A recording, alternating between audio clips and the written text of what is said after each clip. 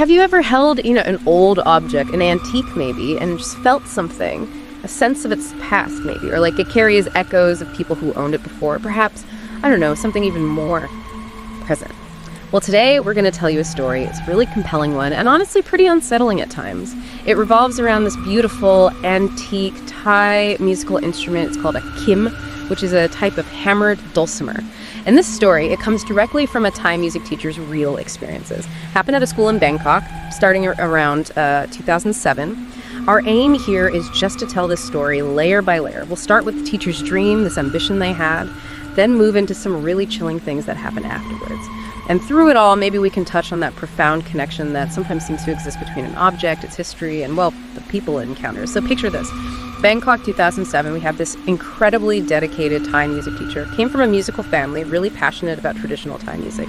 And they had this wonderful vision, start a free Thai music club for kids at their school. A great idea, right? But there was a big hurdle straight away. Almost no instruments, and, well, the teacher didn't exactly have deep pockets. So how did they even start?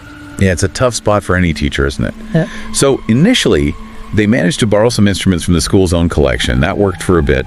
But then, a new school director came in. And this director was, let's say, known for being very by the book, quite outspoken, demanded all borrowed instruments back immediately. Said it was school property, strict rules, Oh, wow. Yeah. So the teacher, wanting to keep the peace, obviously, had to comply. Didn't want any trouble. But that left the music club high and dry. Not enough instruments for the kids. That sounds just awful. A real blow to the whole project. So was that it? Did the club just fold? No, actually, they got creative. Yeah. The teacher decided to put out a public call asking the community, maybe someone had an old Thai instrument just sitting around collecting dust that they'd be willing to donate. And then something really amazing happened. An elderly woman out in Ayutthaya reached out, said she had one instrument to offer. Just one.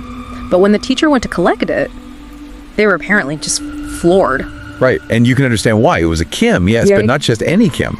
This thing was incredible. Made from some kind of rare wood, decorated with mother-of-pearl inlay, enameled. Even gold-leafed. Whoa. Exactly. It screamed quality, expensive, the kind of instrument you'd expect, top-tier, maybe even palace musicians to use. The teacher was just stunned. Couldn't believe someone would just give away something so clearly priceless. So valuable and beautiful, too. Did they immediately let the kids use it? Or was there some hesitation, given how special it was? Well, they brought it back to the school music room, this amazing Khim. But interestingly, they didn't let the students play it right away. It was almost like maybe they sensed something beyond just how much it was worth. And that's when the first kind of weird thing happened. The teacher had this really vivid dream. In the dream, there's a woman playing this specific Khim, and she's playing the Wiwaha Phra Samut. That's the wedding song. But here's the thing. She's not playing it happily. She's crying, hysterically crying while playing the celebration song. The teacher sort of brushed it off at first, stress, maybe just overthinking things.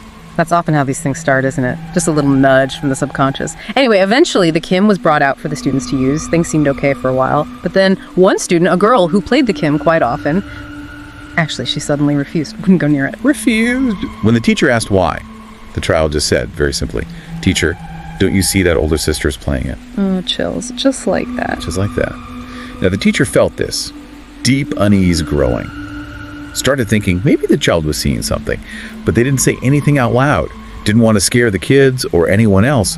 Instead, acting on intuition, really, the teacher moved the Khim, placed it near the Phra Kai shrine in the music room. The Phra Kai shrine.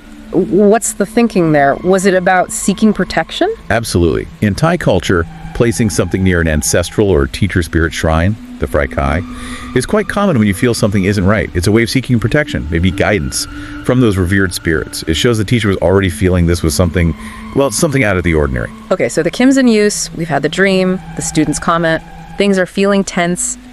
What happened is the school music competition got closer. Right, so the competition's coming up. And this Khim, because it was such high quality, its sound was just superior.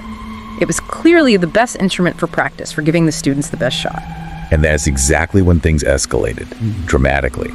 During a practice session, the same student, the one who saw the older sister, she was playing the Khim again. And suddenly, she just starts weeping uncontrollably. And then, just like the teacher's dream, she switches tunes, starts playing that same sorrowful version of the wedding song, Wiwaha Phra Samut. Oh my God, while crying. While crying hysterically. The teacher rushed over, tried to shake her, get her attention. Nothing. The girl was just lost in it, crying and playing. The teacher, thinking fast, grabbed a Buddha amulet they had and placed it on the child. And slowly, it was like the strength was drained out of her. She gradually sort of collapsed. That is terrifying. Absolutely terrifying. What did she say when she came around? Could she explain what happened?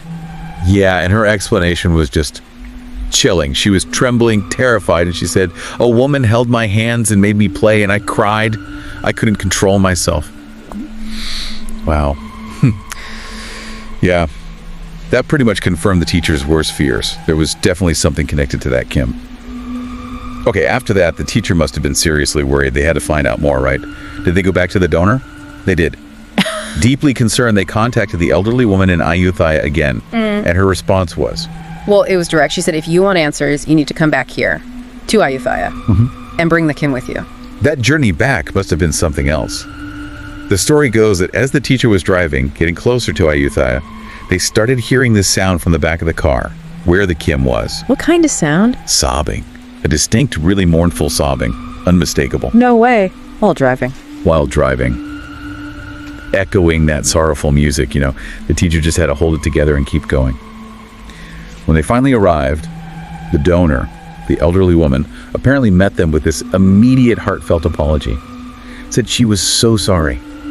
She had hoped donating the Khim would bring merit, good karma, to its original owner. She never, ever thought it would cause anything like this. So she did know more. What was the story? What was the tragic history attached to this beautiful instrument? She finally told them. It was a story of just terrible heartbreak. The Khim, she explained, belonged to her older sister. Their family had this well-known, highly respected Thai music group. They were good to even play at the palace sometimes. Wow, okay. And this older sister absolutely adored this Khim, took meticulous care of it. Apparently, even years after she died, the Khim somehow stayed looking almost new, like someone was still tending to it. That's eerie in itself. Isn't it? So the sister fell deeply in love with a man from their village. Seemed like he felt the same. But then fate took a turn. He ended up marrying someone else, a woman from outside the village. The sister was absolutely devastated, became withdrawn, just consumed by grief. Then came the wedding day. The procession with all the music and celebration passed right by their house. And from her room on the second floor, the sister started playing that wedding song, Wiwaha Phra Samut, on her Khim, but filled with such sorrow, crying, sobbing as she played, like she was mocking the whole thing. Oh, that's heartbreaking. And then the music just stopped, suddenly. A moment later, someone downstairs noticed something horrifying. Blood dripping through the wooden floorboards from her room above. Oh no. The family rushed up. They found her dead. She'd used a small knife, a beetle nut knife, to stab herself in the throat, lying there, right next to the Khim. And there was a letter. It revealed her secret. She was pregnant. Whoa. With his child. Oh my. In that time, the shame, the stigma of being pregnant before marriage was just unbearable for her. She couldn't face it. Yeah. After that, the family's music, their whole tradition, it just sort of faded away, died out with her. That is just an incredibly sad story. So much pain tied to that instrument. Knowing all this now, what did the teacher do? Take it back to the school? It seems almost dangerous. Well, they did take it back. But after hearing that history, understandably, they locked it away, didn't touch it, didn't let anyone near it for about a year. But then, the annual Wai Kru ceremony came around. That's the teacher respect ceremony, a really important sacred event in Thai schools and arts. The teacher had an idea. Maybe this powerful spirit attached to the Khim could be appeased if it was played during this sacred ritual with good intentions. They even spoke to that same student, the one who'd been affected before. Reassured her, said playing it for Wai Kru for this purpose would be okay. It would be safe. A hopeful idea, perhaps? But the spirit, it seems, wasn't ready for peace. During the ceremony, the student started playing the Khim. It began okay. But then, halfway through, she started crying again and switched back to that hauntingly sad wedding song. Not again. During the ceremony? Right in the middle of it. It was deeply unsettling. But this time, someone else intervened. The Poo Prep. He's like a revered elder, sometimes a spirit medium who's officiating the Wai Kru ceremony, kind of a link between worlds. And he suddenly became possessed. His voice changed completely, became this stern, old man's voice. Oh. Yeah. And through the Poo Prap, this possessing spirit spoke directly to the entity in the child. told it very forcefully, "Step back, leave this child alone." Then the spirit in the child replied, its voice desperate, coming through the crying girl, "I cannot go anywhere, I cannot do anything. I want to leave, but I cannot." Chilling. Just absolutely chilling. What did the poo prep say to that? His tone softened then. He advised the spirit, the sister spirit, saying its inability to move on, to find peace, was because it wouldn't let go, wouldn't cut the ties to its earthly pain and attachment. And after that, what was the instruction? What did they need to do with the Khim now? The poo prep was very clear. He instructed the teacher to anoint the Khim with some sacred powder, and then the crucial part, never play it again. Ever. Instead, put it on a shrine, or at least a high shelf. Treat it with respect, but keep it silent. The teacher did exactly that. Placed the Khim back in the music room, but separate, elevated, untouched. You'd really think, after that intervention, that would be the end of it. Sealed by a poo prep. But you know how rumors are, especially among students. Word got around about the haunted Khim. Some kids didn't believe it, some were maybe morbidly curious, wanted to, test it. So what happened? Did someone try? They did. 2 boys snuck into the music room when no one was around. They started messing with the Khim, trying to play it, fool around, and in the process, they accidentally broke one of the strings. And the backlash was immediate and terrifyingly specific. The very next day, during the lunch break, one of those same boys had this sudden violent outburst. He grabbed a knife, a lunch knife, presumably, and tried to stab himself in the throat. Oh my God, no. Just like the sister. Exactly like the sister. At first, chaos, confusion.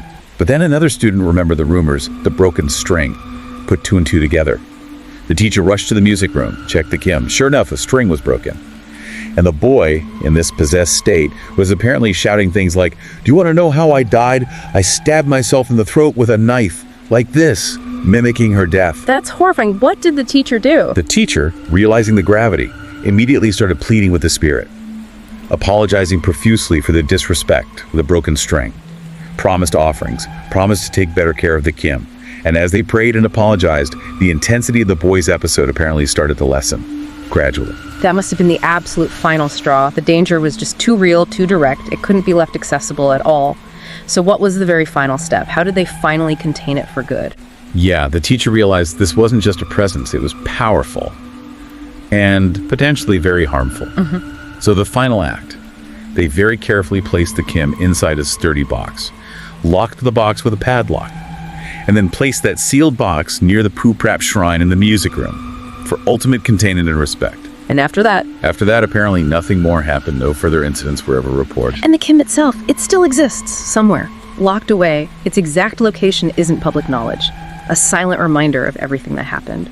So there it is, the incredible, unsettling journey of this one beautiful Thai Khim, from being a cherished instrument, part of a family's legacy, becoming the center of these chilling events, all tied back to this deep, tragic history of sorrow and attachment. It really is fascinating, isn't it? How trauma, intense emotional energy from one person's life could seemingly imprint itself so deeply onto an object. And then, almost like it draws others into that unresolved pain. It makes you ask, doesn't it? If objects can hold these kinds of intense echoes, what does that suggest about the invisible ties binding us? To our pasts, to our things even. It really does make you wonder, seriously. What secrets might be hiding in plain sight? In the things we love, our heirlooms, or even just old things we pass by every day. Maybe some connections, some feelings are just so strong they don't fade with time. They reach out and touch us in ways we can barely even start to understand. Definitely something to think about next time you encounter an old family treasure or, maybe an ancient musical instrument. Anyway, if you found this story as compelling as we did, please do us a favor. Like this video, share it with someone who might appreciate it, and definitely subscribe to our channel, Horror Talks, for more stories like this. Thanks so much for listening, and we'll talk to you in the next one.